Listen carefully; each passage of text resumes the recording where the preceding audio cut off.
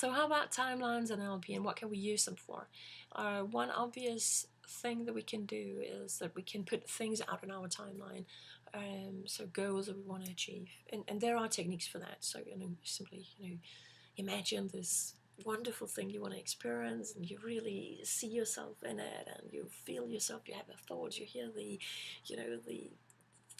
victorious trumpets blowing, and you've reached your goal, and then you make it a picture or whatever, and then you can dump it out in your timeline and see how your timeline will change with this new goal setting.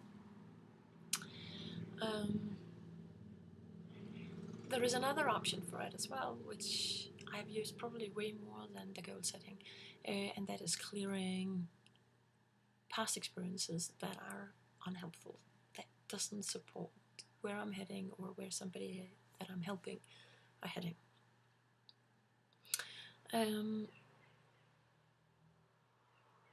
So how to do that? It's a matter of, like, if you have any kind of emotion, it can be anger, sadness, shame, guilt, usually those four, but it can be any kind of emotion that seems to be going on in your life over and over and over again, and it's just keeping you away from being who you truly are. It takes over your life, or maybe not completely life, but in some moments it does. And the thought is that at some point this emotion came into your life. Yes, it is triggered from present experiences, but often it's triggered to a degree that just is way beyond what the present circumstance will call for. And so you can go back in your timeline. The thought is that at some point in your timeline, you experience that something that triggered that emotion for the first time, and that if you can go further back than that and look down on that experience with your new understanding, your new knowledge, and look at it way before you even had that experience, then you can let it go. And it's a technique that has been used for decades by now by thousands and millions of people, and it has helped a lot of people. For me, when I first encountered it, at that time I was very much a scientist, and I was not into very much reincarnation, those sorts of things, and yet I had to acknowledge that sometimes I needed to go back further in previous lifetimes. And at that time I told myself, oh yeah, but the reason why I put it in a different lifetime is so I can keep a better distance to it, and you may choose to take that approach to it, and if you're fine with reincarnation, think of it like that. And sometimes you'll just find that there's something that has happened in your present lifetime that you don't need it. Another possibility is that it's something that's actually related to your parents, and then you can say, hey, but I'm not influenced by my timeline of my parents. But aren't you not? That energetic imprint on you, and you've been around your parents, and anyway they have given you the genes that are you. It does make a difference. It does influence it. And for that I might be able to share a story of my own life. I experienced being furious. I can't explain it. Over and over again, my rage was triggered, and I hated myself when I was there, and I was incapable of doing anything about it. I was just really, really, really, really, really angry. And luckily at some point I said, well, it's enough, I don't want to experience this anymore. And I did a timeline on it. And I had to go back.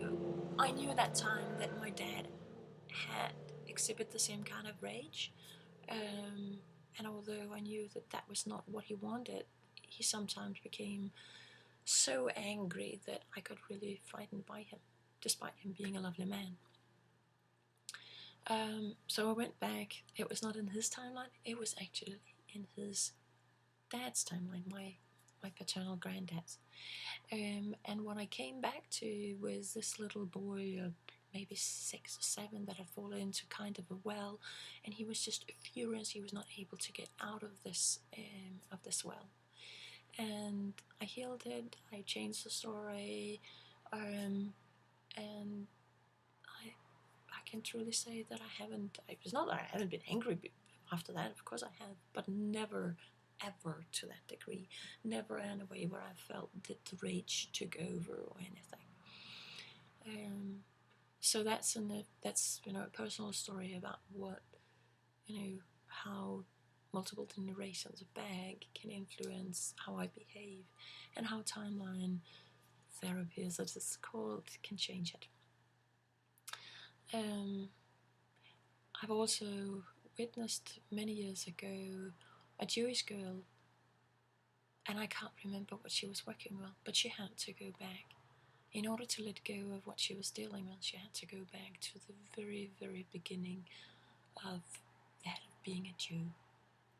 So, and another thing, I have had the feeling, because now the reincarnation and things like that is fine by me. I deal with all kinds of weird stuff by now. And I have experienced a couple of times where I've had the feeling that I needed to go back and say, okay,